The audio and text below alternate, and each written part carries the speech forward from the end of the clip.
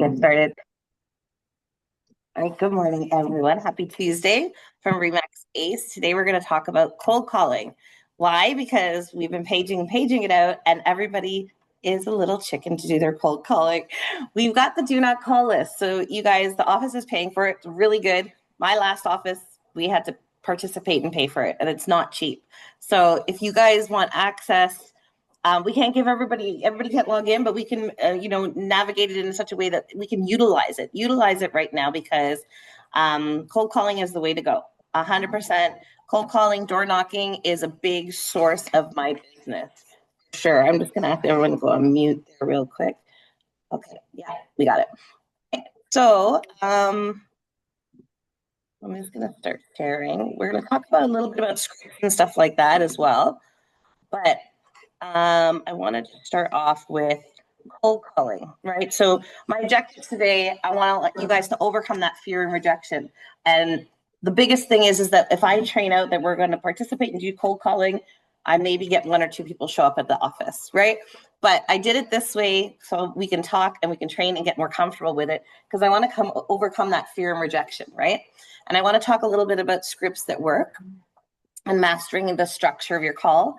As long as you guys go over your scripts and get used to them, it becomes more natural when you're talking on the phone. You know how to talk, you know about objections, you know how to overcome the objections on the phone. You know what your goal is. So you know at the beginning, the middle, and the end of the call what you should be doing. And you get used to that flow. So you don't get so scared to make the phone calls. I think a lot of people are nervous because it's just a daunting task to get on the phone. You don't know what to say. You don't know where to start. So this is the goal of the training that I created for this today. I thought, let me try doing it in a different way to encourage more of you guys to start cold calling. So you have to have some tools in place when you're doing your cold calling. It's a big mistake if you're wasting your time getting on the phone all the time and you're not taking an absolute concise record of everything that you talk and you say to those people, because you're never going to remember it all. You just won't, right? So I live and die by my CRM. If you use any dialers and stuff like that, they usually keep a record as well. The do not call list in itself, if you do subscribe to it and you have your own login, you can keep very good notes in there and flag numbers, not to call back and stuff like that. And track contacts to appointments ratio. So you want to track what's working and what's not working for you, right? So I live and die by my CRM because why? When I'm cold calling a neighborhood and I'm talking to that person and I put in the time and I finally get someone on the phone who wants to talk to me and they talk to me a little bit like, oh, yes, my son just got married and he's thinking of moving out. I'm not selling, but he wants to buy. That's really valid information. That's a very warm lead for you to work with. Even if they're not buying next week, if you keep in contact with people, the thing is that you're going to funnel along this business along the way while you're working with your hot leads. And eventually that's going to be a sale for you as long as you keep consistent and keep up with it, right? So you're never going to remember that Mrs. Smith's son just got married because you're going to be working with all your other real estate business unless you put that reminder in your CRM and you say, hey, you know what? Just spoke with Mrs. Smith. Her son got married, maybe thinking in 6 months of buying a home. He's just got to save a little more. He's just got to finish his contract at work, whatever. You put that reminder in your CRM, it's going to pop up as long as you're logging in every single day consistently, right? And habits is the biggest thing. I know sometimes we wake up with a lot of zest and we're like, oh, we're going to cold call today. And then maybe you'll make 10 calls off of your center influence. And then you don't do it again for another 3 months, right? So you have to set a sort of time block. So I have a very consistent schedule for the most part, unless I get showings or appointments tucked in there. I like to come in the morning and I like to make my phone calls. Who do I need to phone call? 9 to 11. I kind of say, okay, you know what? I need to call those people back I met with last week. I need to I just got a listing. Let's call around that area. Let's call the building, whatever the case may be, right? Do your cold calls at a certain time every day. And only, if you haven't been able to get a hold of a couple people, maybe you'll try at a different time during the week. You have to set a goal. You have to say to yourself, look, I'm going to make at least 20 calls from 9 to 11 every morning, right? Consistency is key. So 20 calls, you're going to set that goal, because if not, then you're going to make 1 or 5. Someone's going to hang up on you. You're going to feel a little bit deflated. You're going to walk off and maybe throw your load of laundry in, start to take the chicken out to thaw for dinner, and you're not going to get back to your phone calls. So you're going to say, no, I can't get up until I make my 20 calls today. right? I say these things because I'm guilty of it. I am like working from home. So I will say coming into the office is key, right? Absolutely key because when I was at home working, the kids were smaller, and it's tough, and we all got kids and whatnot. It was literally that. I was like, oh, maybe I'll throw in a little laundry. Oh, maybe I'll do this. Or maybe next thing you know, you're so distracted and you haven't got your day done, right? So set your goal, 9 to 11. I'm going to make 20 calls every day, right? 20 calls times 5 days a week. Before you know it, you're making consistent calls, 100 calls, right? So why does cold calling still work, right? I always say I kick it old school, right? I like door knocking and I like cold calling because my dad was an agent my whole life, and they're considered like old school ways. Everyone wants to use their social media now, and like campaigns and all this fancy stuff, and it works a lot for a lot of the part that stuff works, like AI for keeping in contact with your clients and stuff. But real estate is a face-to-face business. No one's gonna email you and say, yes, please list my house. They want to meet you face to face. You have to walk through their house to know the product. It's never going to not be a face to face business, right? So all our inboxes are overloaded. Everybody hates the realtor that just sets them up. You get a 2-second meeting with a realtor. Next thing you know, you set up on their consistent email campaign. I clicked on a link, and I'm pretty smart. I don't like to sign up things, but I clicked on a link just like last week. And before I knew it, this agent has me set up on their mailer. And it's so not personal. It's not a personal touch. They're not even taking the time to realize that I'm another agent. Do you know what I mean? So it's that impersonal, right? So you have to understand that you got to get in contact with them face to face, on the phone, talking to people, right? Social media algorithms limit the reach. So you can say, hey, if you put a Facebook ad out and you want the algorithm to pick anybody in Scarborough, right? I don't know. They work. They do work. They're good capture, but you still have to take those leads and nurture them, right? So phone call, we all say it's direct, it's human, and it can't be ignored mid-ring. You know what I mean? It's not like a flyer in the mailbox or goes in the recycling. You know what I mean? It's something that you have to answer to. So in an era of bots and broadcasts, a real voice really stands out. The other reason why cold calling doesn't work, which is why I have you all here, is because most agents won't do it. They won't do it. Like I say, I page out the training, and I'll get very low attendance usually if I say, come on, we're going to come in and do actual cold calls today. Anybody wants me to listen to them on the phone, critique them, let's get on the phone today. Ghost. It'll be a ghost town in here, right? So your average agent avoids cold calling because everybody fears it. They feel it's not comfortable, right? But that means less competition for the same leads. I love it. I love it. The most agents don't cold call because it's cold calling and door knocking is 95% of our business, right? So you got to go out and do it. So again, if you're willing to do what others won't, you'll get what others don't, right? People still want local human experts. So homeowners want to know what's happening on their street, not just online, right? I read. There you go. Calling gets you, it gives you hyper local value in real time. So you can say I'm door knocking in your neighborhood, our brokerage is right in your neighborhood. I live in the neighborhood, whatever you want to do, it's a real kind of touch that way. Same with cold calling, right? What's another reason cold calling is good is you guys don't realize, especially if you're a newer agent or if you're crying, you don't have any business right now, it's cheap. It doesn't cost you anything. It doesn't cost you one dime. It just costs you your time, right? So you don't need ads or fancy software or a big budget, just a phone call and a list. And even that list, the office is now supporting you by doing that. We're going to be providing you with a list. So the biggest thing you guys need to ask yourself before you get organized to start cold calling or using any of the scripts we're going to go over today is, what's my audience? So what's my farm area? What area am I going to call? Where do I get a rhyme or a reason to call, right? So pick a nice area that you want to work in. So is that convenient? Is it close to your home? Or do you want it to be close to one of the offices because you come into the office every day? Or maybe you have a certain pocket that you like to go to that you really want to work in. So pick that farm area. We always say about 500 to 1,000 homes. So you're going to become the local expert for that area, that pocket, right? So whenever people come to you for business, you can take business anywhere. If you get your cousin saying, can you list my house in Barrie? Sure, yeah, I'll come list your house in Barrie. But when you actively go look for business, are you going to go looking in Barrie every day if you live in Scarborough? No, right? So when you go and you sit down and you say, what is my focus? Where am I putting my marketing? Even not just cold calling, like I'm going to create a flyer and send it out. I'm going to go door knocking today. You don't have to sit and think a lot about it. You know it's always going to be that farm area that you're going to, right? So pick your farm area and start working that when you start doing your cold calling. It's fast, cheap, and scalable. So it's just a phone call, list, and a plan, right? Plan, call 20 people a day. I'm going to put them in my CRM. I'm going to follow up with them. And then 20 to 30 conversations a day. So get a consistent pipeline going, right? Now, I say AI can't build a rapport like you can. I mean, AI is getting pretty good at it now. We always talk, we had the AI guy in, and it's pretty scary how AI is getting more and more of a human touch. But I mean, I guess at the end of the day, sometimes it can't. Are you guys logging into your KV Core at all, or your Bold Trail now? They switched the name of it, right? Have you followed when you get a lead, some of the conversation that AI has, right? Yeah. So it does a pretty good job of responding to our leads that we're getting. It really does.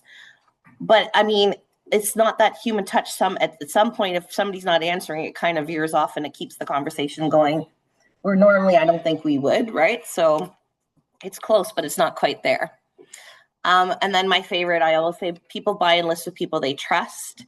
Trust is built through tone, empathy, and conversation. So nobody trusts anybody just from an email, right? You ever had anybody email that you never met before, that you never had a conversation on the phone before and felt any kind of trust for that person? It's just not going to happen, right?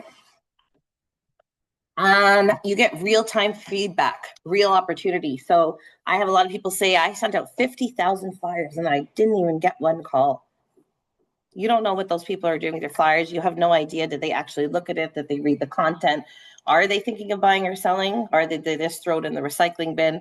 So when you get on the phone call with those people, you can hear in their tone, are they interested? Is there hesitation? You know what I mean? Are they angry? Do they not want to talk? Are they asking you questions? Are they say, I'm not selling my home right now. But you know, what did that one down the street sell for? They're still curious, right? I always say buyers are liars, but sellers are liars too, right? Everybody will tell you they're not selling. So we do a lot of cold calling. I cold call a lead that came in, and I said, hey, you know, Christine calling from Remax. You inquired about, you know, selling your house. No, I'm not selling my house. I'm not selling my house right now. I said, okay, fine, not a problem. Great. And my mistake, I didn't put a note down right away. And Shiraz ended up calling it the following week. And I was like, oh, shoot, I didn't know I called that lady, right? And he got on the phone and she was like, oh, yeah, no problem. Yeah, we just sold an investment property. We have some money. We're looking to invest in something else. And I'm like, I just spoke with that lady last week, right?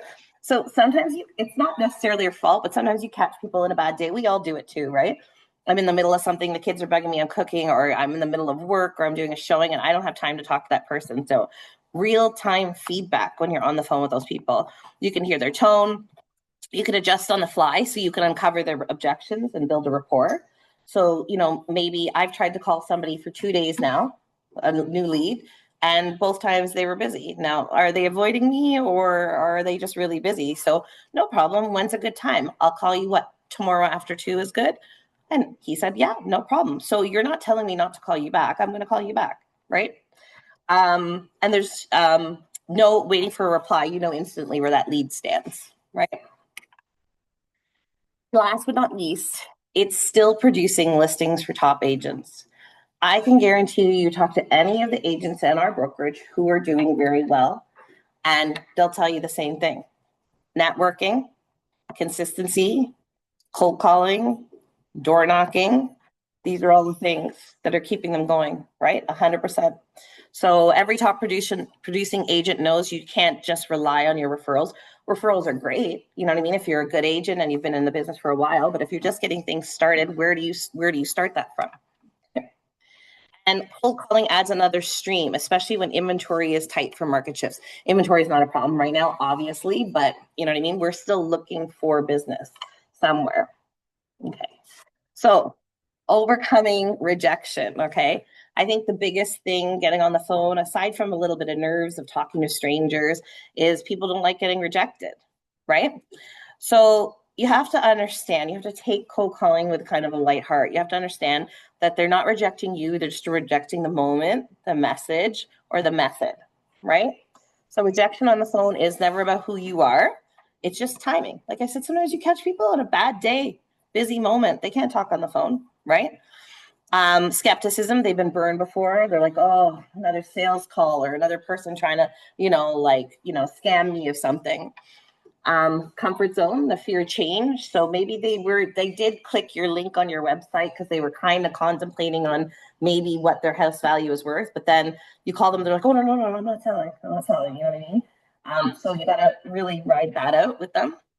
And then noise, too many people selling, not enough value. So duct cleaning this, hi, do you want this? You don't want to sound like another salesy call, right? You have to get some kind of personality behind your cold calling in order to become a good cold caller, right?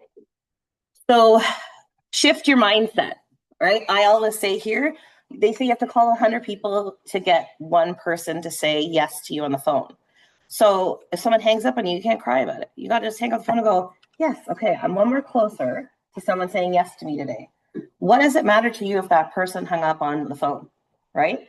Right? You're looking for that potential lead that's going to put that commission in your pocket, right?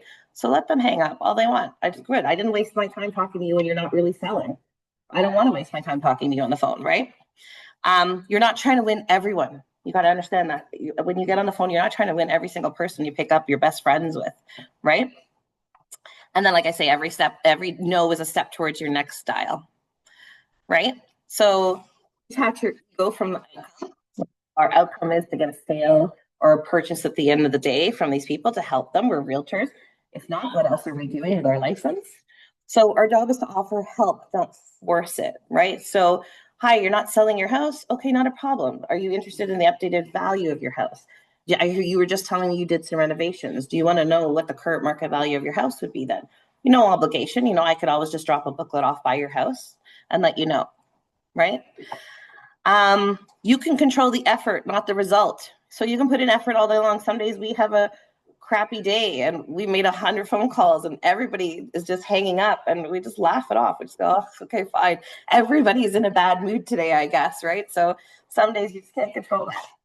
And then treat calls like professional outreach, not personal validation. So we're doing a professional outreach. We're offering a service.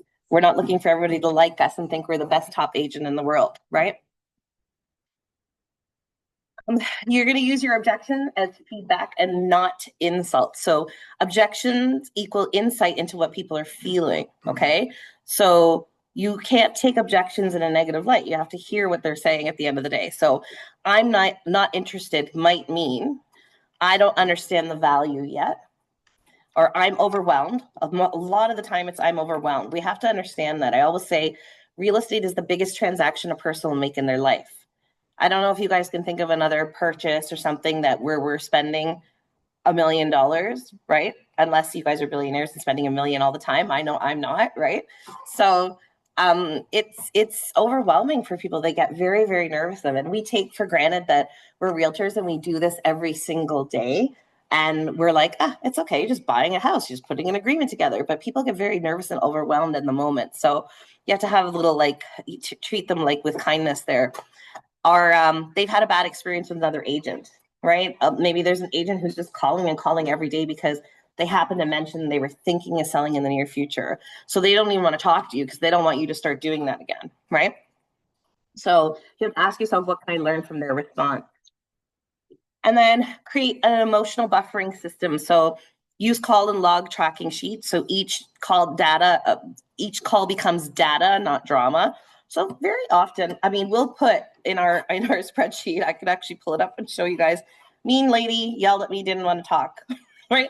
So like if we're sharing the sheet, then he's aware maybe next when we go to do the cold call that this person might be abrasive, but we're going to try and call them again, right? They didn't say not to call them unless they say, do not call me ever again. Fine, then they get a little red tag on our spreadsheet and we're not calling them again. Right. Write down your wins daily, even small ones like had a great convo. So even if somebody is not selling, I spoke to an old man in a building a couple of weeks ago and he's not selling, but we had a great conversation. Told me all about the building. He was like, oh yeah, it was really great. And so here, and I've lived here for that. And I think, I don't know, a million different things. Security just changed and whatever the case may be. Talk. I had a really nice conversation with Mr. Smith. It was great. Use post-called mantras. So I'm one step closer. I'm building skills. So like I say, we always say the one hang up that we get, we'll just say, oh, you know what? It's okay. The next person we call might be our lead for the day. Okay. And don't fight resistance, flow with it, stay calm, smile, keep it light. Okay. Worst thing you can do to a rude person. So now we have the do not call. If you guys are calling just off a 411 or just calling a street, which we're not really supposed to do, but people do anyways, all realtors do it. And someone says, I'm do not call. You're not going to call me. You're upsetting me, and I don't want to talk to you. Okay, not a problem. I apologize. No, I'm just calling your neighborhood to let you guys know, whatever the reason is. I let you know that we had a new listing. Not a problem. If you ever need anything in the future, feel free to reach out to me. Not a problem. Treat it with grace, right? The biggest thing is if you get your drama in there or you get insulted, it's business. You shouldn't get insulted, right?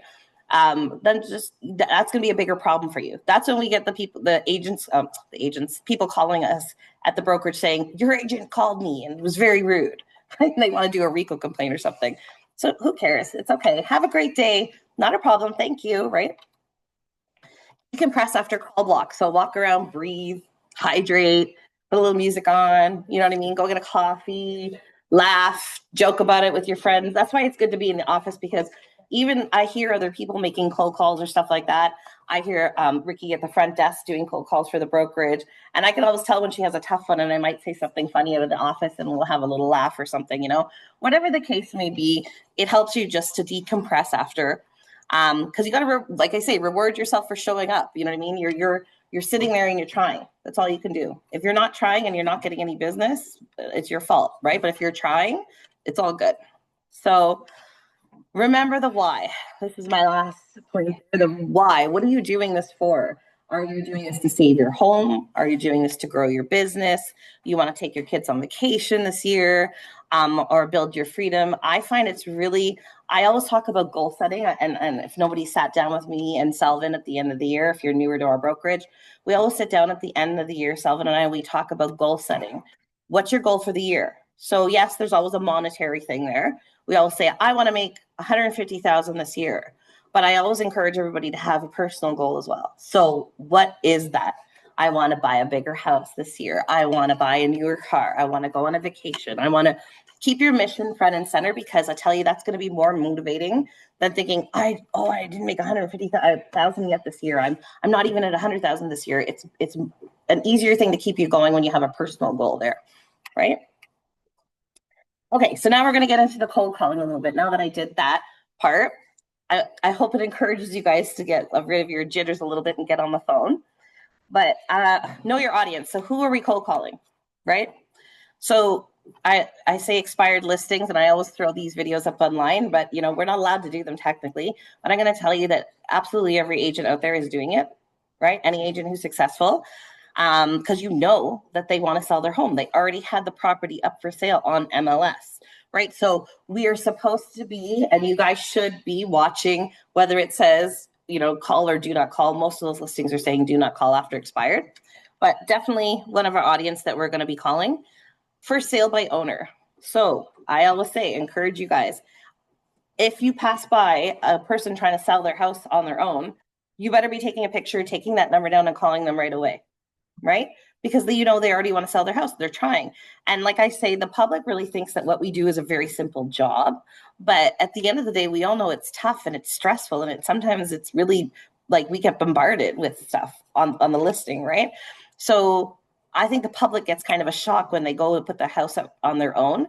About a week or two into that listing, you can convert that FSBO pretty quickly, because they're already frustrated with all the realtors calling them, all the public trying to haggle them crappy prices, all of the appointments trying to schedule on top of whatever job that they already have. And then they realize pretty quickly our job isn't just easy, right?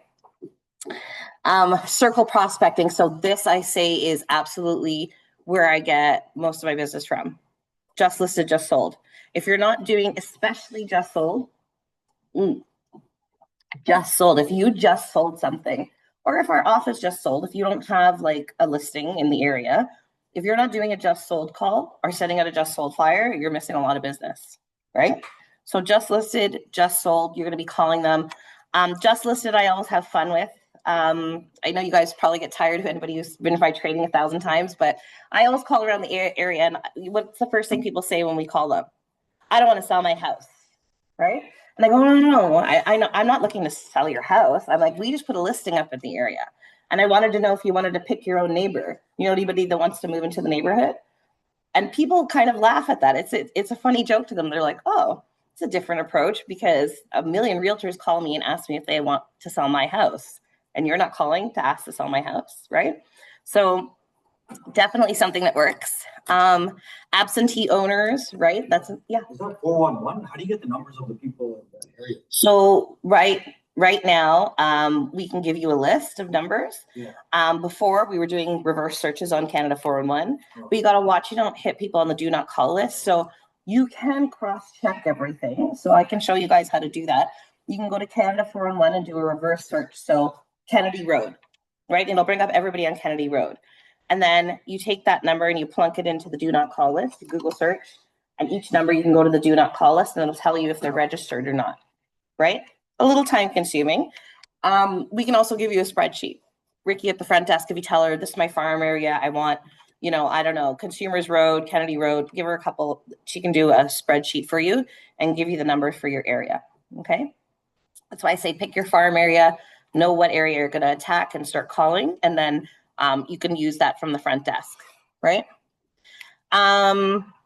So again, when we're going over absentee owners, so some people who have bought a property and it's just sort of sitting there, you know, they're not really there. You can call them, say, hey, you know, I noticed the lawn's overgrown, or you need help. You want me to send a property the management out, like mow the lawn? Are you looking to sell? Like, is it, you know, just sitting there? And then your past open house attendees. So anybody doing an open house, even if you don't have a listing, a lot of the agents who have several listings might, if you go ask in the chat, anybody doing an open house this weekend, I'd be interested in doing it. They'll let you go and do the open house for them. So you can get the leads from the open house. Anybody that walks through the door, you take their name, phone number, whatever down, and then you can follow up with them, right? So we're gonna talk about the call structure a little bit. So we're gonna call people and we're going to do our introduction, right? And then our value proposition. So why are we calling? Hey, I'm calling to let you know we just listed a property in your neighborhood. And then we're going to qualify, right? We're going to sense their motivation. How are we going to qualify them? Are you interested in selling your house? Are you looking for someone to buy in the neighborhood? Do you know anybody buying in the neighborhood? Do you know anybody selling in the neighborhood? Right? And then close, set up an appointment, our follow-up, right? And then we talk about the 3 techniques. So I always say, like I said, you have to make your calls sound natural and not salesy, okay? So there's a couple of tips for doing that. So we also talk about the mirror and match, okay? I very often, I don't know if you guys know, I feed in my training. I'll tell you guys what I do. So I find I talk too fast sometimes, and I do. I'm a fast talker. So I always catch myself and try to slow down. So sometimes if you see I get excited, maybe my next sentence will come down slower because I wanna mirror and match. I know not everybody in the room is speaking as fast as I am all the time or as animated. So you gotta match that. If you call a person on the phone and they're very chill and they're like, hey, yeah, how are you? Yeah, raining out today, right? The worst thing you can do to that person is be like, oh, not a problem. I'm calling from Remax Ace. How are you doing today? Blah, blah, blah. They're going to be like, whoa, okay, get off the phone, right? So I really have to take a moment when I get those people in. I go, great, yeah, I know it is raining. Like, yeah, I hope it stops soon. It's, you know, you have to take a moment and mirror and match who you're with. Again, same thing. If you get a person who's high energy on the phone and you're like, Christine calling from Remax Ace, how are you? People don't appreciate that. They like people who mirror them, right? Who match their energy, match their personality, right? So try and use that skill when you're on the phone with people to try and match their energy, right? So feel, felt, found, classic empathy framework to handle objections without being argumentative. So prospect, I don't want to work with an agent right now. Great. I totally understand how you feel. A lot of people I speak with felt the same way at first, but what they found was once they saw that the market and strategy and pricing breakdown, it actually gave them more control, not less, right? So, I mean, that's not really verbiage I would use, but I always say take things like this and think about what you would say, how you would talk, how you'd be empathetic, talk to their pain point, right? And then ask follow-up questions instead of defending, right? So when faced with objection, don't argue. It's the biggest thing you can't do. Well, you don't want to sell right now, but the market's great. You should. You know what I mean? You don't want to do that kind of thing. So agents just want a commission. That's why I'm selling on my own. So the wrong response is, this is not true. I actually care about my clients. The right response would be totally fair, because obviously we're not going to work for free at the end of the day. Can I ask, have you had a bad experience with an agent before? Right? So those are kind of some of the techniques to use when you're on the phone. And how are we doing? 11:08. Okay, good. I want to get to some scripts, so we're going to go through this part fast. How to master call structure. So formula that turns a cold call into a conversation. So you get on the phone with them and you got to hook them. If you don't hook them in the first 10 seconds you're on the phone with them, they're probably going to hang up on you, right? So get them to stay on the phone. That's your goal, because you want to say what you want to say. You want to show your value proposition or talk about the listing you just sold in the area, boast about that it was a really good price, try and get that person's interest, right? So, hi, is this Mr. Smith? My name is Jane and I'm a real estate agent. They're going to be like, oh my goodness, right? So, hi, John, it's Jane calling. Did I catch you at a terrible time? Or, hey, John, I promise this will be quick. I just wanted to ask you something about your neighborhood. So as soon as I say, hi, good morning, it's Christine calling from RE/MAX. I purposely don't say I'm a real estate agent, but everybody hears RE/MAX, right? Say, I'm not selling. You could say, oh, I'm not calling to sell your home. Like I was saying, using that trick, I'm not calling to sell your home. I want to let you know about the property we just listed. Very good tactic that works, because they get kind of confused. You're not selling, you don't want to sell my home? What are you talking about? You just said you're from RE/MAX, right? So value statement, why you're calling, home down the street just sold for this much, whatever the case may be, right? We went over that a bit. Ask smart questions. So start a conversation, not a monologue. Have you guys ever had one of those phone calls, like say duct cleaning, and you want to interrupt them, but they won't stop talking? They're just reading a whole script. It's a monologue. It's not a conversation they're having. Hi, I'm John. I'm calling from duct cleaning. I just want to let you know that this week we're having, a sale on for 2 for 1, and blah, blah, blah, blah, and they're reading the whole script, and you're like, when do I get a second to even say not interested? You can't it's not a conversation, right? So you have to. Yeah, I know, right? I'm too polite to do that sometimes. Sometimes if I'm like, obviously busy, I would, but I kind of like to wait and say, sorry, I'm not interested, right? But, oh, terrible. So start a conversation. You want to ask them questions so they're talking back and forth with you. So have you lived there long? What would make you consider a move, right? Do you have any real estate plans in the next year? This helps you get valuable info, right? Because you're getting their motivation. You're kind of sensing, are they a hot, warm lead, whatever the case may be. You're building trust and you're separating the tire kickers from the real leads, right? So if you get a person talking, sometimes you might hear what they really want to say. Yeah, it's great if someone says, yeah, I was thinking of selling. And you go, oh, great. This sounds good. It sounds like a great lead. And then they go on to talk and they're like, as long as I get over 1 million, I definitely think that we'd be happy. And maybe we'll put it up of the market to test. And you're looking at the neighborhood and nothing's sold over 850. You're like, this is a tire kicker right now, where they don't have a motivation, right? But then if you get that person on the phone that says, yep, just got a job, got to be in Mississauga by September. So yeah, you're like, yeah, let's go. This is a hot lead I'm going to work with right now. So you're gonna see that when you get talking to people and asking them the questions, right? Book the next step. Do not end the phone call without a plan. Okay. So if they're warm or open, would it be okay if I pop by for 5 minutes this week to give you a quick price update? It's Tuesday at 6 or Wednesday at 10 work. Okay. Don't say, hey, you want to get together this week? Everybody will go, yeah. Give me a call. Good chance getting them on the call again. Right. So great. Just had a great conversation with you. I'd like to meet you. Can I come at Wednesday at 6 or Friday at 10 a.m.? You're giving them the choice of those two. It's not, can we meet this week? Most people will say, yeah, sure. And you're not going to get a hold of them again. You want to always give them those two options and they're going to pick one, right?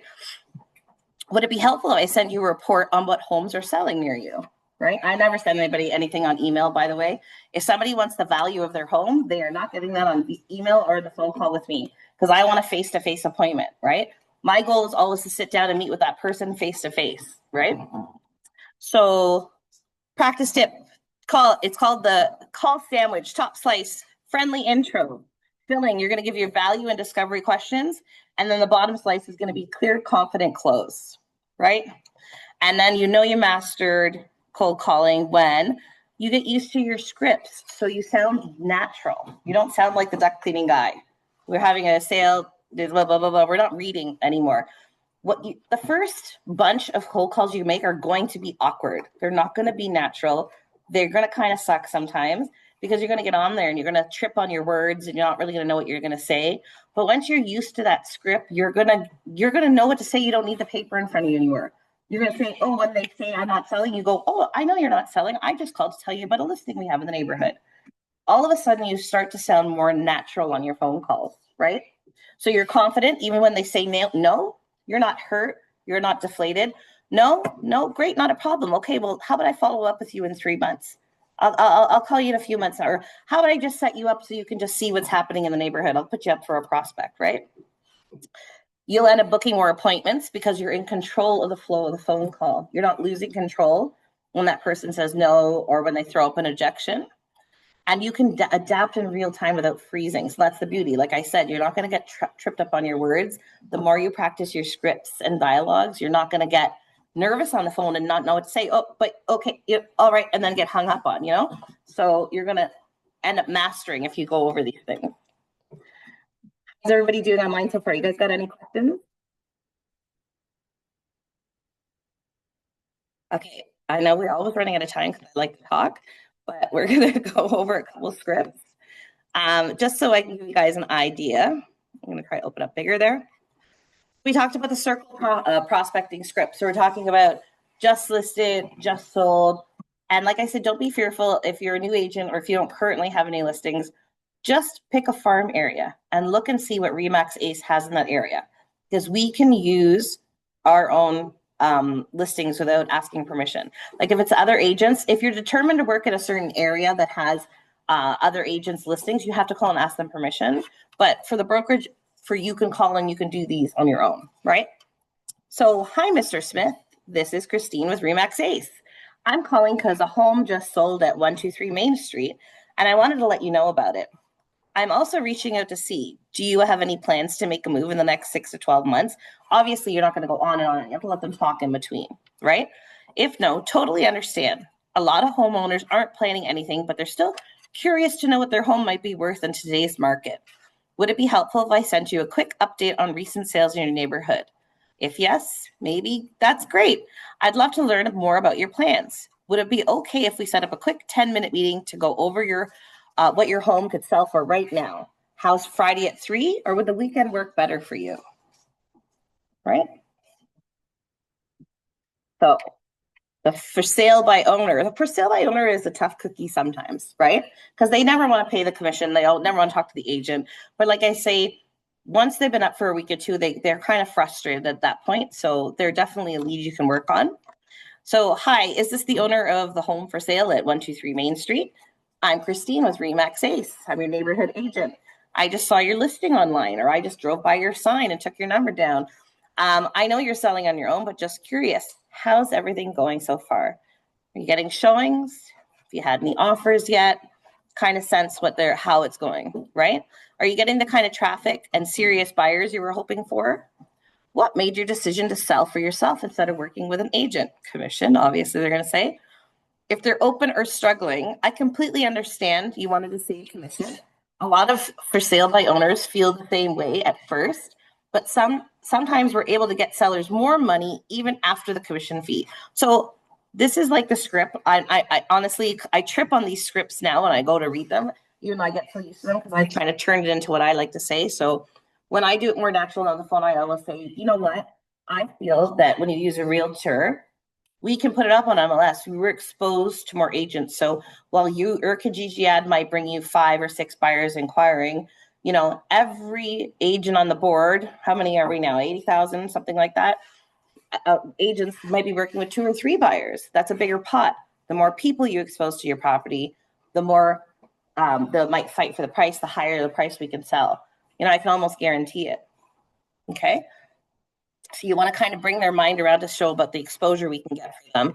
And not only that, you show them the value proposition. We're going to prospect for you. We're going to like find, you know, people to come and view your property. We're going to advertise. We're going to deal with the appointment, the scheduling, the offers, the negotiation, all of that.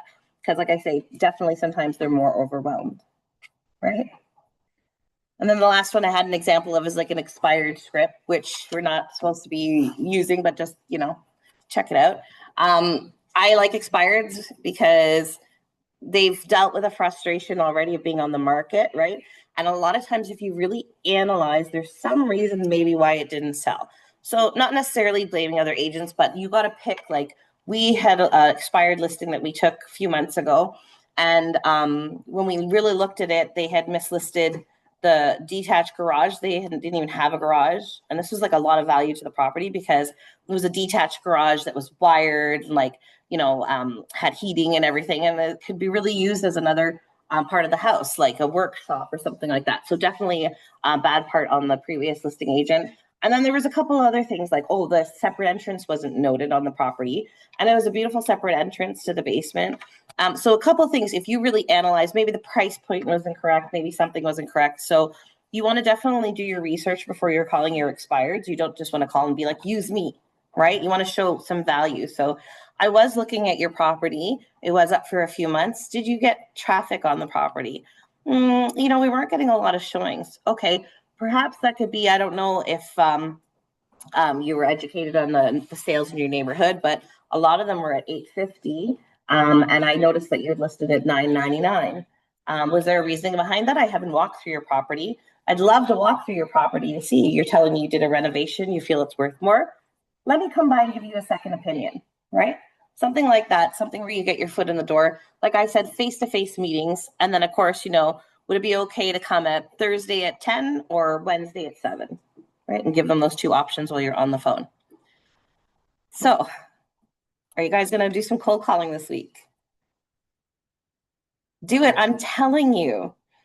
You guys, if everybody listened to me in this brokerage, I swear we'd annihilate all the other brokerages out there because you have the best training in cold calling here, right? You guys can come in and sit anytime. We just do a lot of it, a lot of cold calling, a lot of door knocking. And once you get in the role of doing it, you don't care. It's not a big deal for you to pick up the phone. Now, you know, like if I see a lead somewhere or I catch a name or I like, you know, calling a next street, I don't even think the nerves aren't even there when you're calling somebody. I could talk to strangers all day long and get hung up on. It doesn't bug you. Once you get used to it and you don't take it personal anymore and you try and follow those tips that I was talking about, you know, those pain points for us. So, yeah. Do not call and stuff that, I know, like, how does that work usually? Like, I know the brokerage pays for it or something. Yeah. How does that work? Like, so, let me see here. Everybody good online right now? I'm gonna let you guys go. I'll stop the videos because I'm gonna chat with everybody here. Everybody have a good week. Thank you, Christine. Thanks, Ruth. Talk to you soon. Yeah, bye.